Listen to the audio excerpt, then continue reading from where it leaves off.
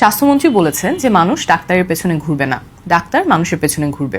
ভালো কথা, কিন্তু এই প্রতিশ্রুতি বাস্তবায়ন করবেন কিভাবে? ওনার এই কথাটা আমরা দুইভাবে দেখতে পারি। একটা হতে পারে মন্ত্রী মহোদয় বোঝাতে চান যে দেশে এত এত ডাক্তার তৈরি করা হবে যে মানুষকে আর দূরে যেতে হবে না। কিন্তু এটা কি সম্ভব? চলুন বাস্তবতাটা দেখি। বাংলাদেশে এখন প্রতি 10,000 মানুষের জন্য মাত্র 7 জন ডাক্তার আছেন। 7 জন।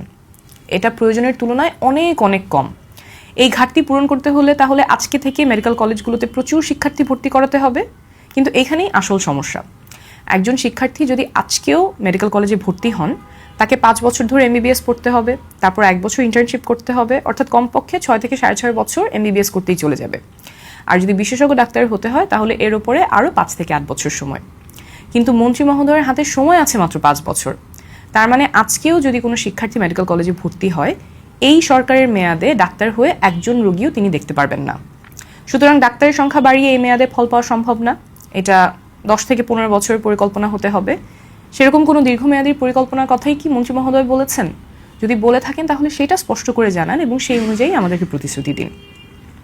আরেকভাবে ওনার এই কথাটা আমরা দেখতে পারি, যদি মন্ত্রী মহোদয়ের উদ্দেশ্য হয় যে শুধু রোগ হলে চিকিৎসা না, বরং রোগ হওয়ার আগেই ডাক্তার মানুষের কাছে পৌঁছাবে, গ্রামে গ্রামে মানুষের কাছে যাবে, প্রতিরোধমূলক কার্যক্রমের উপরে জোর দেওয়া হবে, তাহলে এটা খুবই ভালো পরিকল্পনা। কিন্তু সেখানেও প্রশ্ন কম নয়।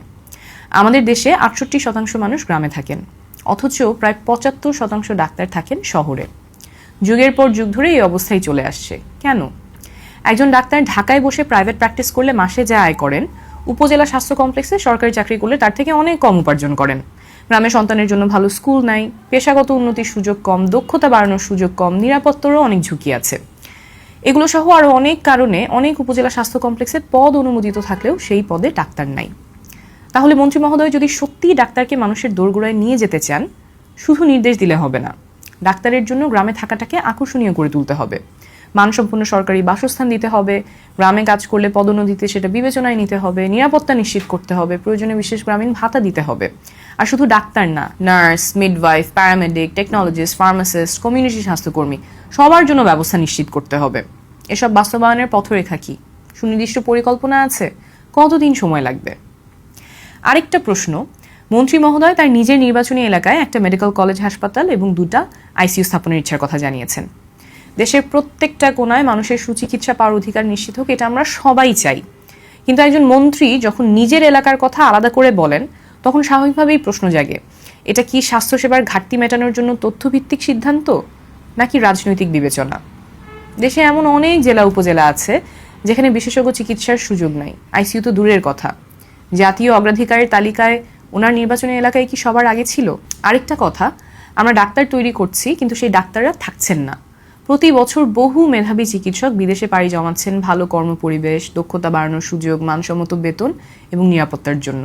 এটা আমাদের সিস্টেমের ব্যর্থতা। এই ব্রেইন ড্রেন ঠেকানোর কোনো পরিকল্পনা আছে কি মন্ত্রী মহোদয়ের? না হলে এক হাতে তৈরি করে আরেক হাতে আমরা হারাতে থাকবো। মন্ত্রী মহোদয় একটা সুন্দর প্রতিশ্রুতি দিয়েছেন, ওনার প্রতিশ্রুতি বাস্তবায়ন কিভাবে করবেন সেই পরিকল্পনাটা আমরা জানতে চাই। আমরা চাই এই সরকার স্বাস্থ্য খাতে সফল হোক, কারণ সফল হলে আমাদেরই কল্যাণ।